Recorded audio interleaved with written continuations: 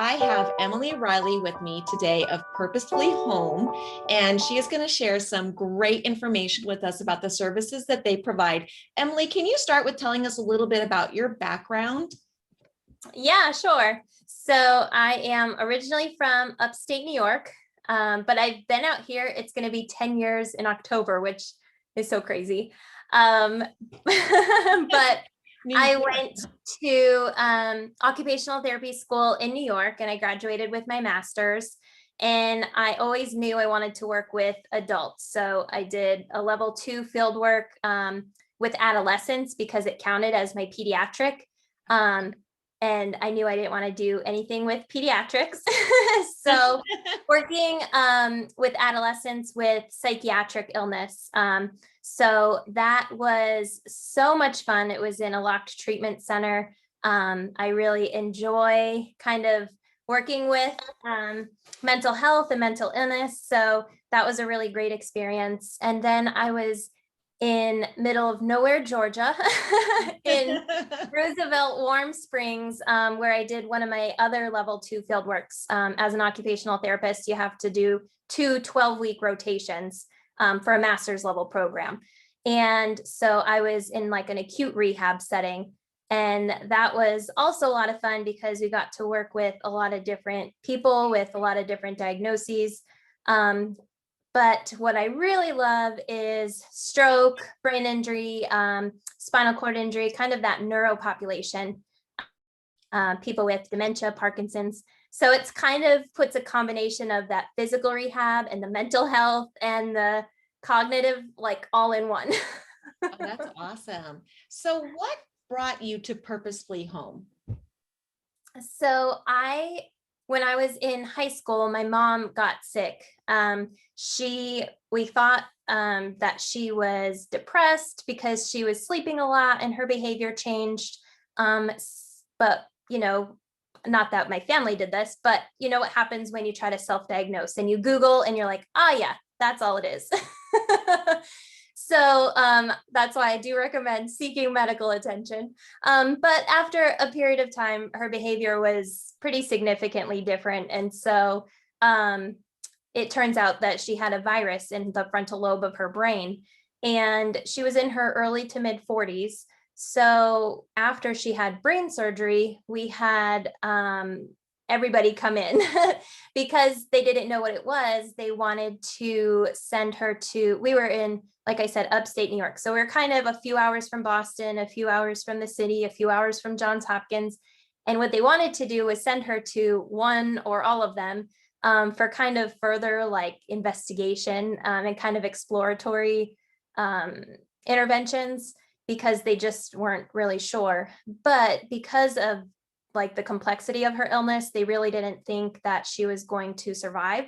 So with my brother and I being young, I was in high school, I was just 16. My brother was 12. So my dad and my grandma and my, aunts and uncles kind of decided that she wouldn't be able to tolerate that kind of travel. And if the outcome was going to be the same, then we wanted to be with her as best as we could. So my dad, worked and my family worked to bring her home. And our our house was not designed for accessibility. We had stairs. Their master was on the downstairs, and on the East Coast, you have basements and finished basements. And so the house just wasn't conducive for medical equipment. We had hospice involved. So we had wheelchair, shower chair, hospital bed, bedside commode, all turned into our living room. So I saw, how everything just got transformed upside down. Well, miraculously, thank you to, all the blessings from God, he allowed my mom to heal and she actually survived. So she actually transitioned off of hospice services.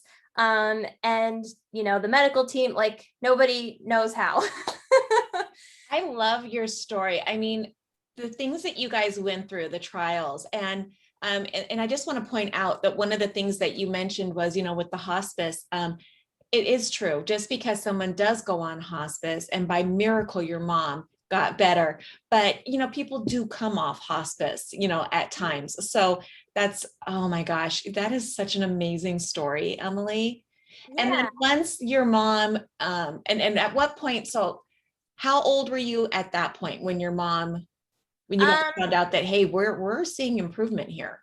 Like how long? so she, several months after she kind of recovered off of hospice, but she was still had partial paralysis. She was still in a wheelchair. So it was, I mean, she was still in pretty, I don't know, she was pretty ill still when I was 18 and looking at colleges, but by then it had sealed the deal that I wanted to go to OT school. But in the process, during like my freshman year and during the time that I was going through all the classes for OT, I was learning about adult day program because she couldn't go back to work. So she was sitting home. And I mean, we would have family and friends, but probably like many of you are familiar with, at the initial onset of illness, you have so much support and everybody's there. But then their lives continue. And so they have to get back to their lives. But when you are kind of in that, chronic phase, you're still managing and dealing and trying to figure out while everybody else, they've moved on. And so not that they're not thinking of you or kind of checking in, but the meals train stops, the constant influx of visitors stop. And so, there were a lot of times that my dad had to go to work and my mom was home. My grandmother moved in with us. She was living with us. But the quality of life, I was learning in OT school about a quality of life, and she was in her mid 40s. And so to sit home and watch TV just wasn't engaging. And so I learned about day programs and all these different services. But because of her age, she really either didn't qualify for those services, or we did try the day program, but they were 30, 40, 50 years older than her. So she was aware enough that she didn't fit in. So Yeah. she had fun a little bit, but she was like, those people are old. And so that's what sealed the deal. I didn't know what Purposefully Home would look like. I didn't know, but I knew that I needed to create something, whether it was a day program or like an assisted living facility or something I knew was planted in my head that would be able to serve people like her. That's amazing. And I think you're so right. I mean, it's such a need for that. And you don't think about it until you find yourself in that predicament. And then you're like, well, now what do we do? So what is your solution to that? So Purposefully Home is kind of fills that gap. So when people are preparing to bring their loved one home, that's what I was seeing a lot when I was working in long-term care and skilled nursing and then acute care, is we talk about caregiver training and we bring, I mean, like we'll just keep it with my family example, even though I have, numerous client ones, but my dad was a food salesman. So he had nothing to do with medical care, but now he's responsible for ADLs and transferring and, taking care of medications and all these medical things that he's had zero training for. And so that's what we do for Purposefully Home is the clients that I've worked with and, including my mom, having people transition home to be with their family, whether it's they're recovering from an acute illness and they're going to get better, or they're going to transition to hospice services, they shouldn't be locked up in their bedroom because of that. And so what happens is families transition and they set up all the equipment in the living room, in one area of the house, but it really becomes socially isolating and it kind of becomes cumbersome and burdensome. So I help with that transition in planning, where is the best place to set up this equipment and how can we organize it so that, the caregivers are kind of ready, instead of doing that fight or flight moment, which we all have to do because it's trial and error, realistically. But I really work with them so that I can observe their process and then help make it easier. And I like what you touched upon too. That's so important. And I have seen that quite often where it's almost like they are like in the back room now, and it's like I see Ready? what you're saying Okay. about having placement of different things and still making sure that they still have that quality of life, even though they're going through what they're going through. When it comes down to, you mentioned caregiver training. Can you talk a little bit about that? Like, what would we expect if you were going to come in and let's say that maybe I felt like I had my setup, but do you do just caregiver training? Yeah. So that is, I think, what a big piece that's lacking or that's just difficult to really fully grasp.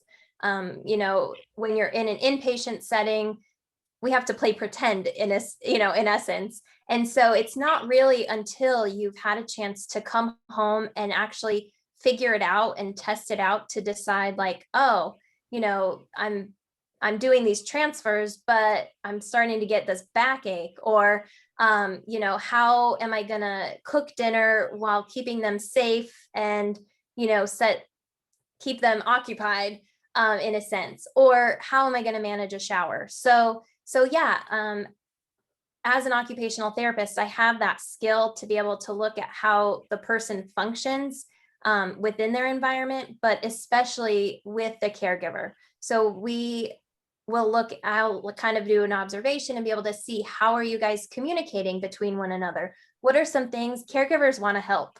That's their job. And so what happens a lot of times is caregivers will actually be doing too much. So, I'll say, okay, you're fired, like stop it. Because, they're feeding them or they're giving them the drink of water or they're setting it up and they're hovering. And I'm like, well, no wonder why you're tired. Like, go sit down. They can do this. Oh, that's brilliant. I love that. I never even thought about that, but you're right. That would be our first intention, is to do for them. Yeah.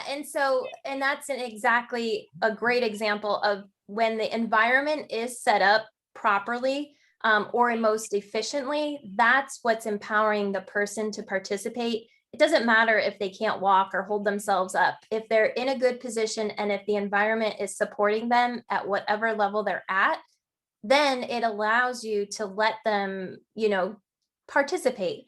I had a client that needed assistance for grooming and hygiene, like all the ADLs. And because he was blind. And so in his new setting, he had low vision, so he could see a little bit. So the caregiver was having to stand over him while he brushed his teeth, wash his face. He was up in the wheelchair, but they were like feeling they had to leave to go take care of somebody else, but they couldn't because they were taking care of him. Well, I observed he had a clear plastic cup and he had a white toothbrush with white bristles and on a white sink. So that's called figure ground. And so for anybody that could be kind of challenging, but somebody with low vision, or partial blindness, you don't get that contrast or that perception. So we got him a red cup. We got him blue toothpaste. We got him a new like red or blue or whatever color toothbrush. And so against that white sink, they were like amazed that he could actually wash his face and brush his teeth, and they could leave him for 20 minutes while he did that because he was at the sink and he could see, he could reach those items. We practiced and we trained. So it really is that collaborative and that team approach that gives it that purpose. I am so glad you joined us, because these are things that you don't even think about. Like at first you think, okay, so she's going to initially come in, Purposely Home is going to come in and they're going to do the setup and then that's it. Like that's the only time I would need them. But no, it's going to be like throughout any disease process, or if you come across a challenge throughout a disease process, or if something changes with, that's interesting. And I love what you said about getting them set up, because initially I was honestly thinking, and I'm sure other people did too, like, well, if I don't have a lot of large medical equipment, would this really be a benefit to me? But now hearing what you're saying, it 100% would. And especially like, even if I'm bed bound, you can still help me. If I can still feed myself, maybe you can position things for me so that my caregiver can give me that. Because I'm sorry, but our independence, that's huge. We want our independence no matter what stage we are in an illness. We definitely want our independence. Yeah, exactly. And that's, I've had clients that are bedbound that are still working full time, so helping them to set up their workstation. I've had clients, they're constantly dehydrated, but their caregiver has to constantly feed them water. So setting up, their station so that they could just kind of turn their head and get that drink. And then even in like independent living, so they have all of their furniture and they're not necessarily using the big medical equipment, but it's the organization and the planning and kind of the layout of that space that's going to really optimize their function so that they're not having to, get those phone calls to their loved ones that says, oh, she fell again, or, oh, we're really having trouble with her managing this or that. We're going to have to either move her, like we don't have assisted living, so now she has to move, or we're going to have to transition her to assisted living. And that's not what the individual or the family wants. So really be able to support that whole community network too. And Emily, because this is a chronic illness support group, I do want to touch upon illnesses like MS or lupus. Like, can you give us examples of how you could be beneficial in helping with those? Yeah, absolutely. So of course, my focus is on maximizing that ability to perform those tasks. And that's throughout the home. So, when you have those chronic illnesses, you have to be able to plan for really good days and really bad days. So working with people on energy conservation, which, when you kind of go through the healthcare system, you learn like, okay, sit and take rest breaks. But I'm able to work with people in their homes and actually turn it into function. So not only is it setting up your home, so, okay, maybe you put some decorative benches with a pillow and it looks decorative, but that when you come in and you're walking across from one room to the next, that's your space to just kind of sit and put on your shoes. Or in the kitchen when you're kind of cooking and, planning, different ways to set up. So it's not just organizing your spices, but it's actually putting some pull-out drawers and workstations that are going to make sense. I had a client that I worked with that they stopped cooking because they're like, it's just too much effort. It's not safe. I can't do it. The fridge is over here. The sink is over here. The stove is over here.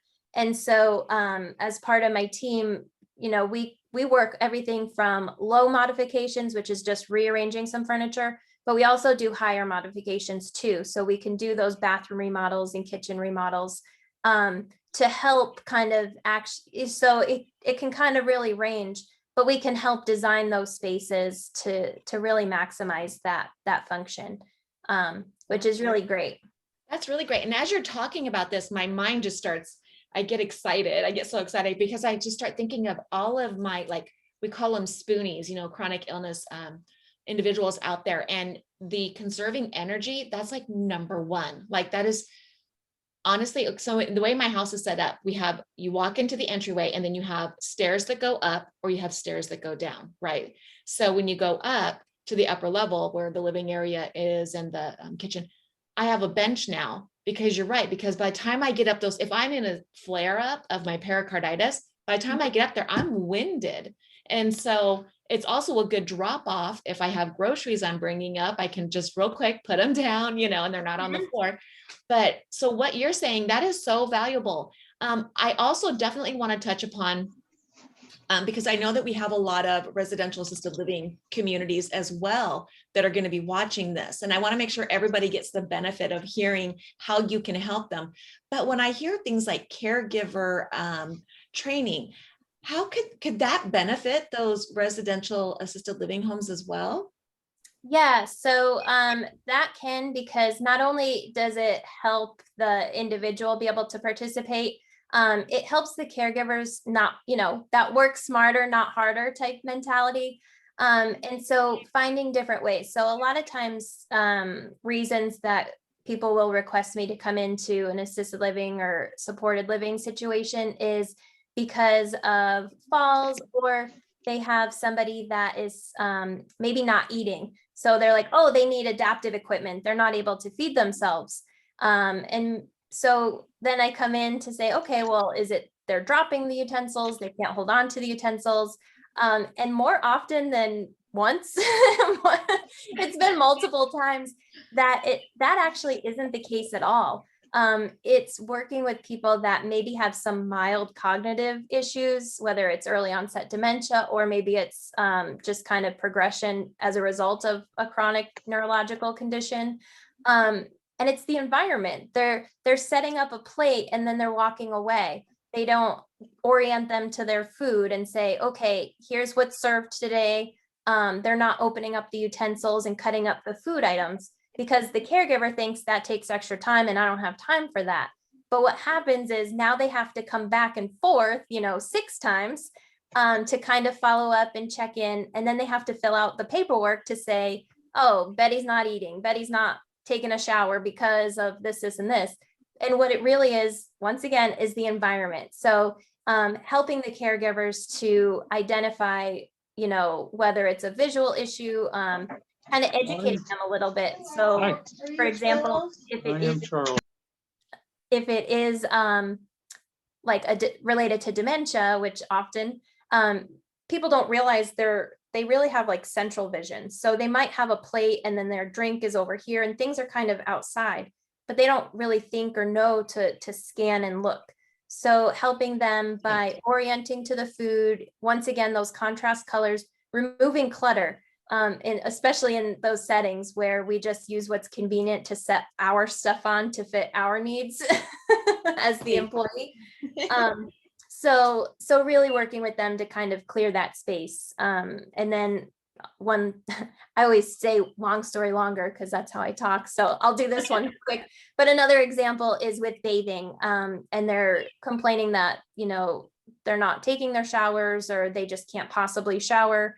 And it turns out it's just the communication, or it's the strategy that they're doing. And so setting up, automatic, like you said, kind of automating systems. So automatic soap dispensers instead of the hand pumps, the handheld showers, and some of those different little features can make all the world a difference. That's awesome. I love that. And I love that you touched upon dementia, because I know that we also have a lot of people in the group that have a loved one that they may be caring for that has dementia. And so just knowing, like hearing those tips about, I didn't even think about that with their line of vision. So there's all those little things that you can come into. And sometimes, those aren't things that we hear from a provider. Those are above and beyond. So really, if I have a diagnosis of dementia, or someone that I love has a diagnosis of dementia, the earlier we get a chance to talk to you, the better we are equipped to handle the progression of mine. That's interesting. I love that. Now, what if I'm a case manager? Because I have some case managers that are going to be watching this as well, and they're doing discharge planning at the hospital. Can you kind of give us an idea of where does your impact come upon discharge, and how do they get a hold of you? Like, how does that work? Yeah. So kind of, once again, we really help with those transitions. So when they are, planning and they're making the recommendations for the equipment, sometimes families might say, oh, they have a family member that'll maybe install grab bars, or they're just not ready because they're waiting for the delivery of equipment, or they don't have the home set up. And so those are certainly instances where we can, of course, not facilitate the actual delivery of the equipment, but we can kind of step in and help them. If it seems like those families are kind of either dragging their feet or, kind of shuffling around, we're able to ease that transition by going in and kind of setting up to kind of ease their nerves. There's usually kind of some of that hesitation. And we can, with COVID, it's been, shifted and changed a bit, but we can actually go and kind of observe what they're doing with the rehab team to get an idea. That way we can kind of help with that transition piece too, for any follow-up caregiver training that we could do just to help that carryover. So it really helps kind of alleviate some of that, trying to put all the pieces together, because case managers are so busy. So those families that might not qualify for traditional home health, but need a home safety assessment, or they need just kind of a little bit of follow-up, there really isn't, that I'm aware of, very many companies that are able to kind of provide that extra service. That's a great extra layer of support. I mean, and I love that you detailed that out very clearly for them, especially like when you said, if they're not qualifying for home health, you can still get in there and you can still help those families safely discharge home. I love that, Emily. I Yeah. always like to take little notes too, but I do definitely want to talk about aging in place because I know we touched upon that. Mhm. And, our parents are getting older and, they want to stay home. And so can you speak on that a little bit Mhm. as I catch you right before you It's drink? hotter. I know. I'm so thirsty, but it's hotter here today in Arizona. So gotta stay hydrated. That's tip That's number right. one. Yeah, so that's really a lot lately and recently. I've been getting more and more calls from adult children that are concerned about their parents. And a lot of times talking on the phone is a lot different than seeing what's actually happening in the home. And so this year it was challenging because people weren't traveling for the holidays, not traveling as much to go visit family. And usually that's when kind of reality sets in, when you're making those phone calls and checking in and saying, oh, are you eating? Are you taking your meds? Are you, doing this and that? Oh yeah, it's great. It's so wonderful. I'm fine. They always say, Yeah. I'm fine. Yeah. And then later it turns out like they've missed, then all of a sudden they're getting hospitalized because of a UTI or because they fell. And it turns out they've been falling, they just haven't been telling anybody. Or, so there's some of those instances where it's like actively happening and they're trying to preempt, prevent and react. But of course, certainly there's plenty of people too that I've been working with that, they're active, they're healthy, they're just pre-planning, future planning. And so that's kind of where it's more of a home assessment than like a person assessment. So really kind of doing more of an interview and asking about what are, your hobbies, what is your lifestyle, kind of what are the things that you want to continue to do. And then taking that information and looking around the space to what I say is transform your just for now home into a forever home.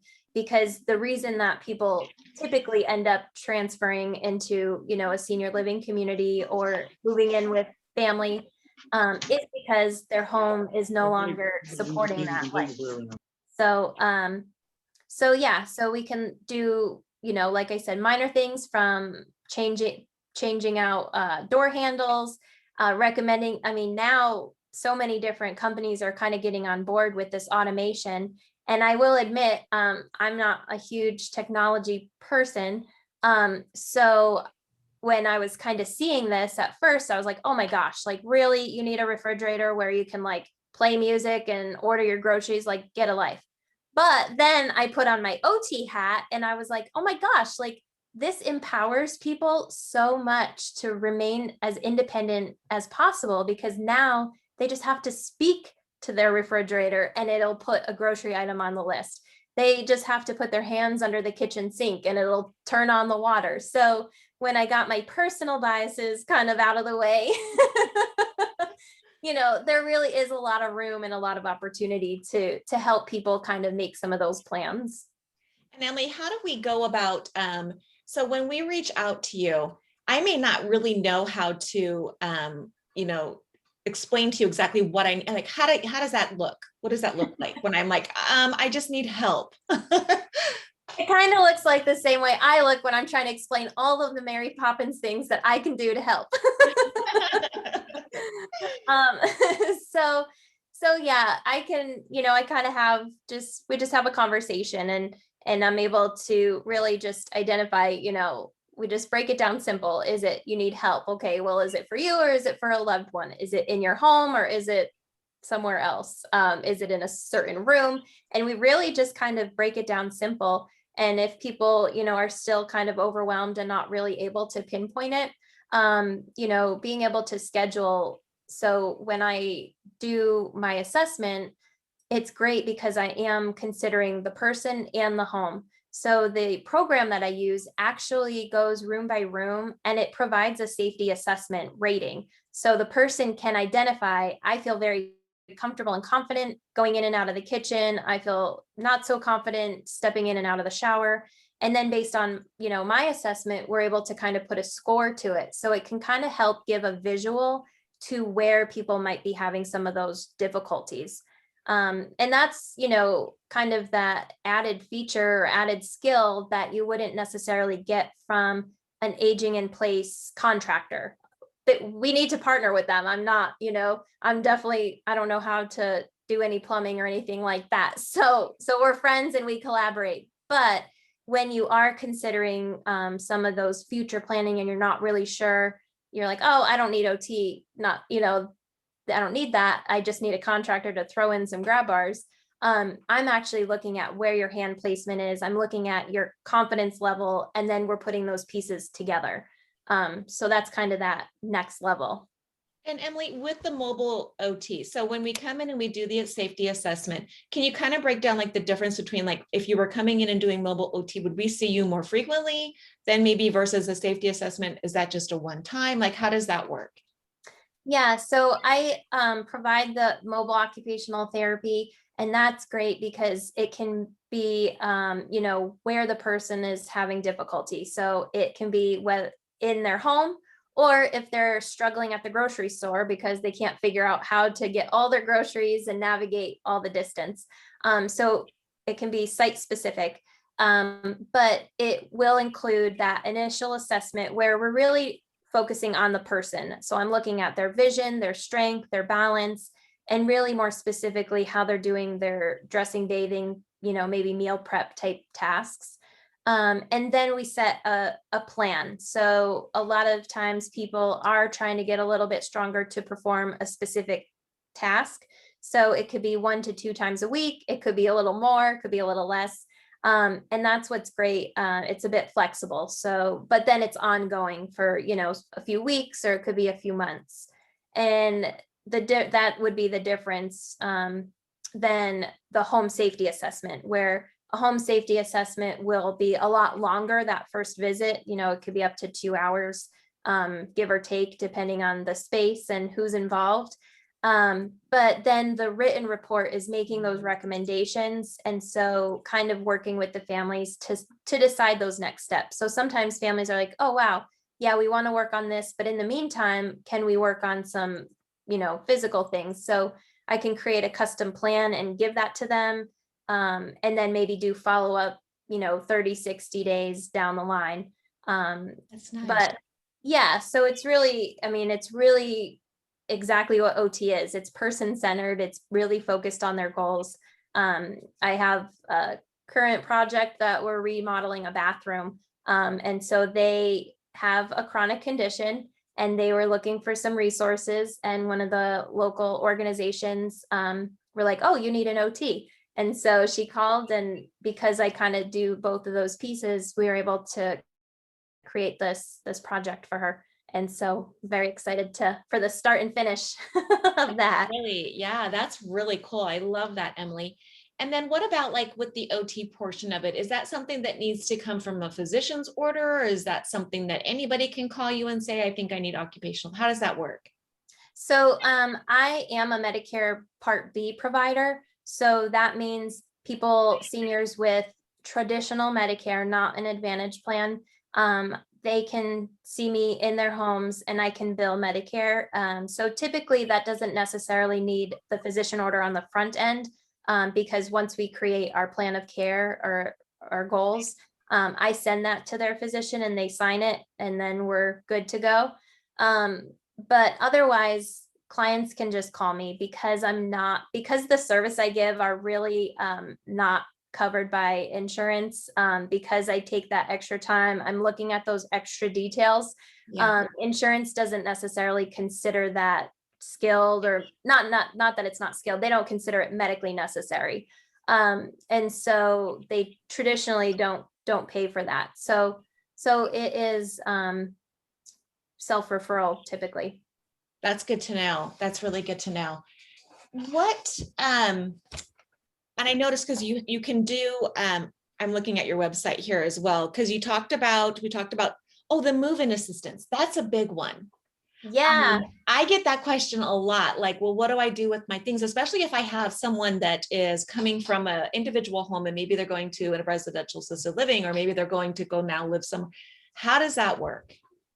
So we help kind of with once they've actually moved into their space with the space planning. And this is actually a service that I kept getting asked about.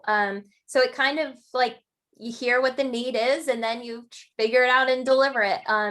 And it really goes hand in hand. So when clients are moving into assisted living or independent living, it really is a way to use my skills as an OT to set up their space. So once again, just looking at kind of the functional organization, what makes sense. They need to be able to, get to and from the bathroom. So looking at like lighting placement, making recommendations for where the furniture should go for energy conservation or ultimate independence, because people will set up their furniture and then of course, it's hard to let things go. So it's cluttered. A lot of the facilities, the lighting or maybe where the windows are might not be a great spot. And so being able to not just like deal with it and live with it, but coming up with those functional solutions that are going to give them that added benefit. If you've talked to me about this type of service or topic, then you've heard these examples, but they're just such great examples to really highlight the value. I had a client that his family moved him in and they set him up. And so there was all the equipment, the refrigerator, the kitchenette, the wheelchair, everything, the bed, the recliner. And so the space, the floor path was very limited. And he had transferred out of his chair and he was about to sit back on his bed. And I looked because he had a hospital bed and it was up and adjusted. But what I realized was the family, in order to give him more storage space, put the hospital bed on bed risers like you would use in a dorm room. And so it raised the bed and it gave more under bed space. But when you adjusted the bed, the foot and the head, it shifted the weight of those risers. And so if he were to have sat down, he would have fallen. Oh, And the family, they didn't know because they set it up and moved and left. And then the staff at the facility didn't know because the staff doesn't come and do a room check, and that they shouldn't have to, but that's an added service, where that they could add that as a service or a niche area, to have somebody come in and make sure that their space is laid out well. Because had I not been there doing kind of an assessment, they would have had a fall. They would have had to maybe call the emergency services. They would have to fill out a lot of paperwork. exactly. And so, and then, another example is the family moved all the stuff, got them set up. And I look at how a person transfers. How do you get to the bathroom? How do you get in and out of the shower? How are you going to make your coffee? How are you going to get to bed? And it turns out they set up the bed, they set up everything. And they didn't put the bed in a location where that person could transfer. And so the bed was actually too high. So the person couldn't stand up and get her hips to get on the bed. And so we had to work with the family. I said, luckily the bed had legs that could come off to lower the height. But the family was like, oh my gosh, like we were about to leave. Like she would have been sleeping in her chair or in the recliner because we had no idea. I never even thought about that, but you know what? Because we just take for granted, like, oh, they just want to sleep in the recliner, but really it could just be a functional thing. Yeah. And so who knows, like, yeah. And then people don't want to bother people. So she very well could have slept in her recliner for months before anybody realized that she wasn't going to bed. Like, oh, I just can't transfer into it. So I just sleep over here. We've talked about quite a lot, but I want to know from you, what have we not touched upon as far as a service that you would want to make sure that we know about?